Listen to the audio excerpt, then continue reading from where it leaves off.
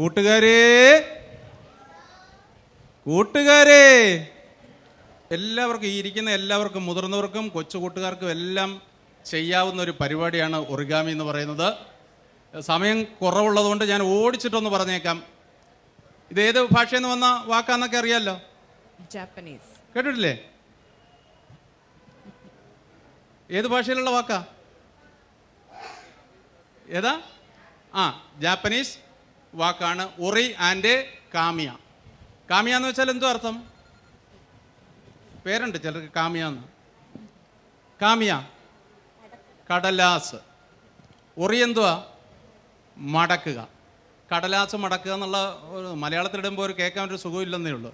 കടലാസ് മടക്കുക എന്ന പരിപാടിയാണെന്നാണ് പറഞ്ഞു കഴിഞ്ഞാൽ പിന്നെ ഒരൊറ്റ പിള്ളേർ ഈ വഴിക്ക് വരത്തില്ല. മാത്രമല്ല, കടലാസ് എന്ന് കേൾക്കുമ്പോഴേ നമുക്കൊരു സന്തോഷമാണ്. കാരണം നമ്മുടെ ജീവിതത്തിലെ എല്ലാ നേട്ടങ്ങളും ഉണ്ടാക്കിക്കൊണ്ട് തരുന്നത് കടലാസുകളിലൂടെയാണ്.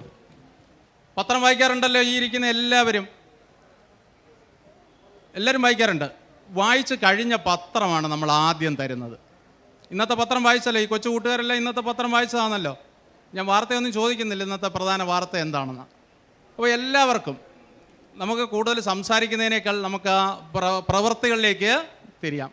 അപ്പോൾ എനിക്കിവിടെ ഒരു വേദി തന്നതിന് പ്രത്യേകിച്ച് എൻ്റെ ഒരു ആത്മാർത്ഥ സുഹൃത്ത്, എൻ്റെ ഒരു സഹപ്രവർത്തകനാണ്. അദ്ദേഹത്തിൻ്റെ പേര് ഞാൻ എടുത്ത് പറയുന്നില്ല. അദ്ദേഹം ഇവിടുത്തെ ലൈബ്രറിയിലെ ജീവനക്കാരനാണ്.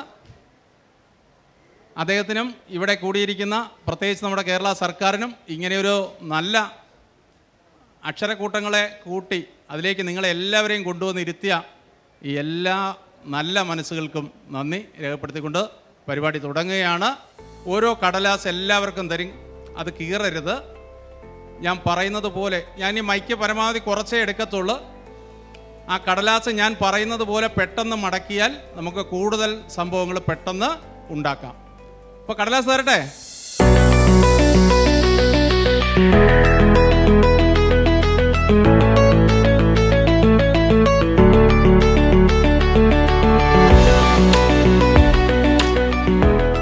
പത്രം കയ്യിൽ കിട്ടുന്ന ആളുകളെല്ലാവരും, പത്രത്തിനൊരു തുറന്ന ഭാഗവുമുണ്ട്, അടഞ്ഞ ഭാഗമുണ്ട്. ഈ അടഞ്ഞ ഭാഗം മുകളിലാക്കി വെക്കണം. എന്നിട്ട് നമ്മൾ ഈ കപ്പലുണ്ടാക്കാൻ മടക്കുന്നത് പോലെയാണ് ഫസ്റ്റ് സ്റ്റെപ്പ് മടക്കുന്നത്.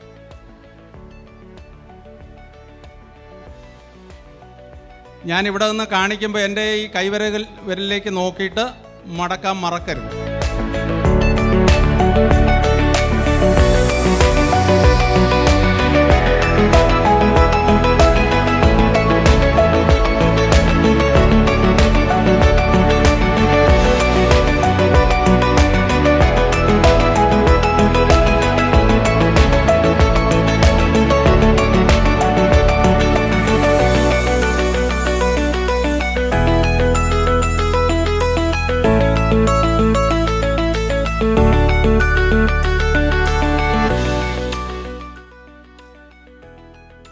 ഇപ്പോൾ ഒരു ത്രികോണമാണ് നമ്മൾ മടക്കിയെടുത്തിരിക്കുന്നത്.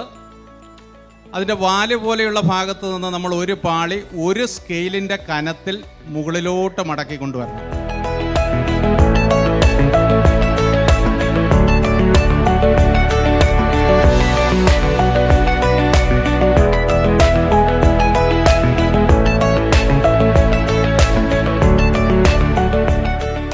ഒരു സ്കെയിലിൻ്റെ കനത്തിൽ മടക്കിയത് അതിൻ്റെ പുറത്തൂടെ വീണ്ടും മുകളിലേക്ക്, ഇതിൻ്റെ വായി തുറന്നിരിക്കുന്ന ഭാഗം അടയുന്ന രീതിയിൽ മുകളിലേക്ക് മടക്കും.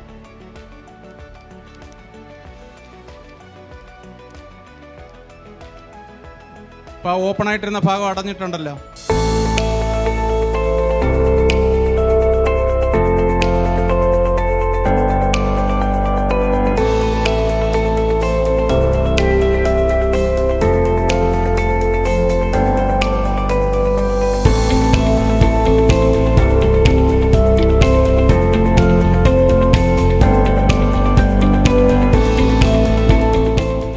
തീർന്നില്ല. ഇതേ സാധനത്തെ ഞാനങ്ങ് തിരിക്കുക. അതിൻ്റെ ബാക്ക് വശം നമ്മുടെ മുന്നിൽ വരണം. ബാക്ക് വശം മുന്നിൽ വന്നല്ലോ. എന്നിട്ട് ഞാൻ മടക്കുന്നത് എൻ്റെ കൈവിരലിലോട്ട് ശ്രദ്ധിച്ചോണം. ഇതിൻ്റെ പകുതി ഒടിച്ചാണ് മടക്കുന്നത്. പകുതി എന്ന് പറയുമ്പോൾ ഞാൻ മടക്കുന്നത് നോക്കിക്കോ.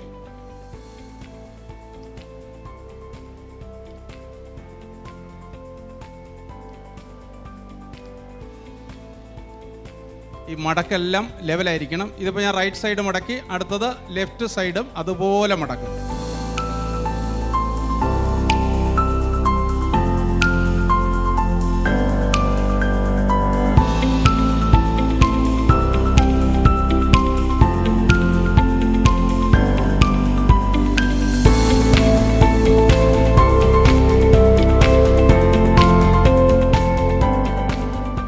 രണ്ട് സൈഡും ജയശങ്കർ മടക്കിൻ്റെ ബെൽറ്റ് ശരിയായില്ല, ഒന്നുകൂടെ തിരിച്ച് മടക്ക്, തിരിച്ചിട്ട് പേപ്പർ തിരിച്ചിട്ട് ആ ബെൽറ്റ് ഒന്നുകൂടെ ആ സ്കെയിൽ പോലത്തത് ഒന്നുകൂടെ മുകളിലേക്ക് മടക്ക്,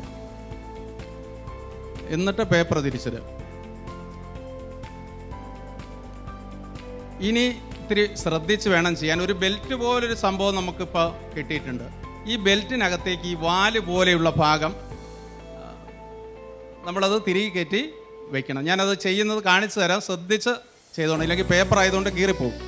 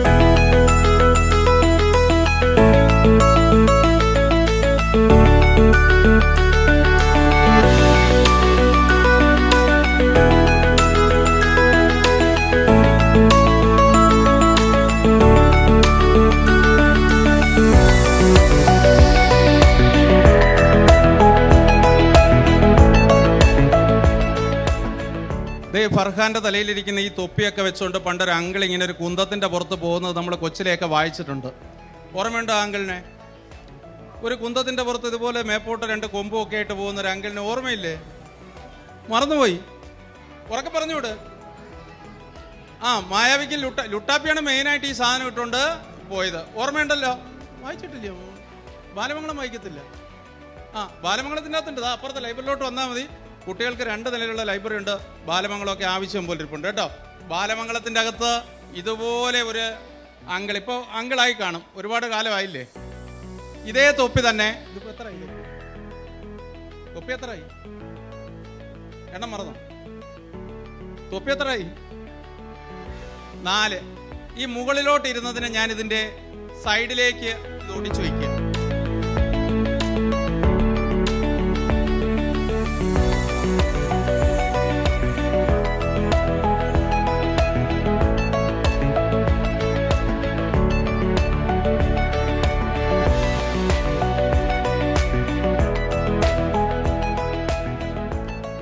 വെള്ളത്തൊപ്പിയാണെങ്കിൽ നമ്മുടെ സഹോദരന്മാർ നിസ്കരിക്കാനൊക്കെ പോകുമ്പോൾ ഇട്ടുകൊണ്ട് പോകുന്നത് പോലെ അടിയന്തര ഘട്ടത്തിൽ തൊപ്പി ഇല്ലാതെ വന്നിട്ട് വെള്ള പേപ്പർ വെച്ച് വേണമെങ്കിൽ തൊപ്പി ഉണ്ടാക്കാം.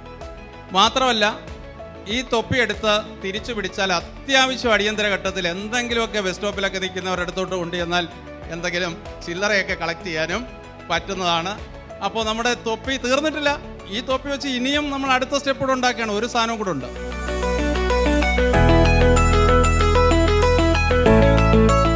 ആ ത്രികോണങ്ങളെല്ലാം നമ്മൾ അഴിച്ചു.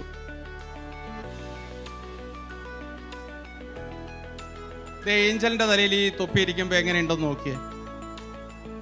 ഇത് വെള്ള തൊപ്പിയൊക്കെ ഇട്ടുകൊണ്ട് വലിയ വലിയ ഇന്റർനാഷണൽ ഹോസ്പിറ്റലുകളിലേക്ക് ലേഡീസ്, അവിടുത്തെ ചില ജീവനക്കാരിങ്ങനെ വരാറുണ്ട്. അങ്ങോട്ട് നോക്കി, കണ്ടിട്ടുണ്ടോ ഈ മോഡൽ തൊപ്പി? ആരാ ഇടുന്നത്? നഴ്സുമാർ ഇടുന്ന തൊപ്പിയാണ്. അപ്പോൾ എത്ര തൊപ്പികളാണ് നമ്മുടെ സിറ്റ് ഔട്ടിൽ കിടന്ന് ആരും വായിക്കാതെ പാഴായി വെറും കടകളിലേക്ക് തൂക്കി കൊടുക്കാനായിട്ട് കൊണ്ട് പോകുന്നു.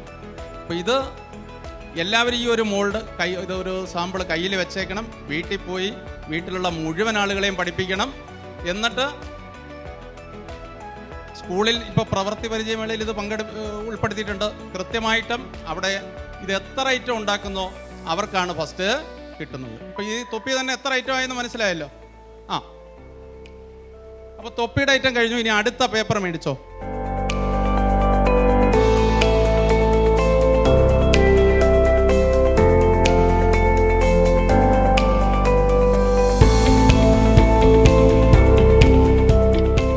എല്ലാ കൂട്ടുകാരുടെയും കൈ പേപ്പർ കിട്ടിയല്ലോ. പേപ്പർ ആവശ്യമില്ലാതെ മടക്കരുത്. നമുക്ക് ഈ പേപ്പറിനെ ചതുരമാക്കണം. ചതുരമാക്കാൻ കണക്ക് പഠിച്ച് നിങ്ങൾക്ക് കൃത്യമായിട്ട് അറിയാവുന്നതാ. കോണോട് കോൺ മടക്കി അധികം വരുന്ന വാല് കീറിക്കളഞ്ഞാൽ ചതുരത്തിലാകും.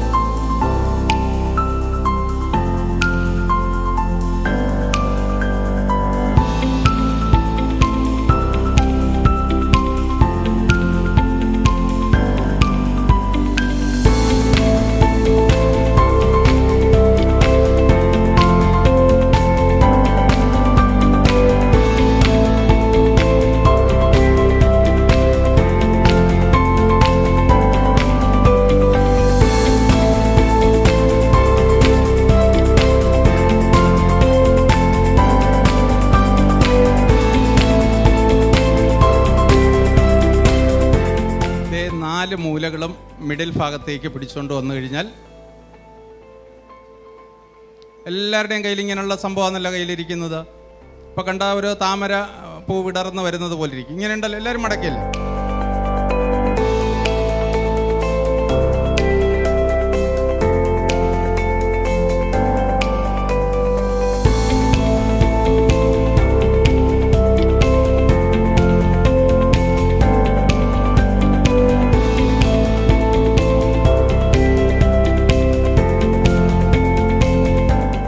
ഇങ്ങനെ ഒരു റോക്കറ്റ് പോലൊരു സംഭവം കിട്ടിയല്ലോ. അത്രയും കിട്ടിയ ആളുകൾ അതിൻ്റെ വാല് ബാക്കിലോട്ട് വേണം മടക്കാൻ. എന്താ എൻ്റെ കയ്യിലോട്ട് നോക്കിയേ, ഞാനത് ബാക്കിലോട്ടാണ് മടക്കിക്കൊണ്ട് വരുന്നത്. ബാക്കിലോട്ട് മടക്കി.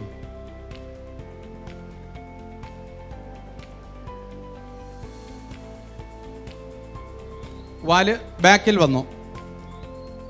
ഇനി ഇത് നമ്മൾ പേഴ്സ് മടക്കുന്നത് പോലെ ഈ വാല് പുറത്ത് കാണുന്ന രീതിയിൽ മടക്കുന്ന എൻ്റെ കൈവിരലിലോട്ട് നോക്കിയോ. ഒരു കുഞ്ഞ് ആ വലിയൊരു പേപ്പറിനെ ഒരു കുഞ്ഞ് ത്രികോണമായി മാറിയത് കണ്ടോ. ഈ ഷേപ്പിൽ എല്ലാവർക്കും കിട്ടിയല്ലോ. ഇതുപോലെ 5 എണ്ണം ഉണ്ടാക്കണം. ബാക്കിയുള്ള പേപ്പർ ഇപ്പം അങ്ങോട്ട് കൊണ്ടുപോകും.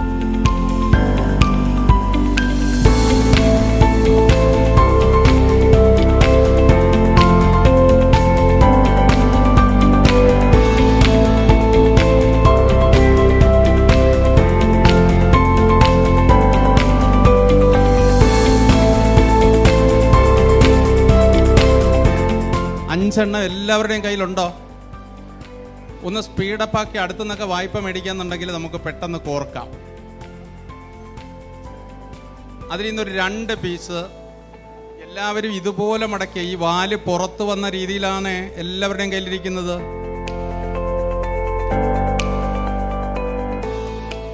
പല കളറിലുള്ളത് എടുത്തു കഴിഞ്ഞാൽ കുറേ കൂടെ മനോഹരവും. ആ അടുത്തുള്ള ആ ചെറിയ തുണ്ട് പീസ് ഉണ്ടല്ലോ, അത് വെച്ച് 2 കുഞ്ഞ് സാധനം കൂടെ ഇതുപോലെ ചെയ്തെടുത്താൽ നമുക്ക് അതിനെ കുറച്ചുകൂടെ മനോഹരമാക്കാം. അതില്ലെങ്കിലും ഇപ്പോൾ അത്യാവശ്യം നമുക്കിത് കോർക്കാം. അതിൻ്റെ ടൈം തീർന്നു വരിക.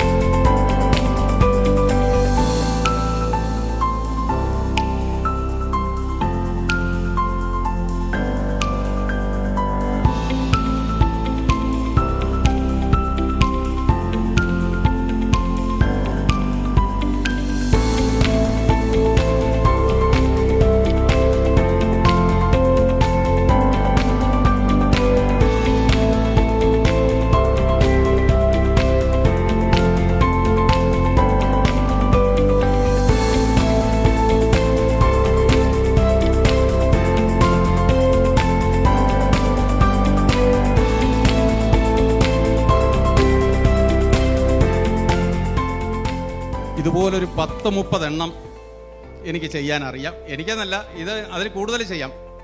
യൂട്യൂബിലൊക്കെ ആവശ്യം പോലെ കിടപ്പുണ്ട്. ഞാനിത് സ്ഥിരമായിട്ട് ചെയ്തുകൊണ്ടിരിക്കുന്ന ഒരാളാണ്.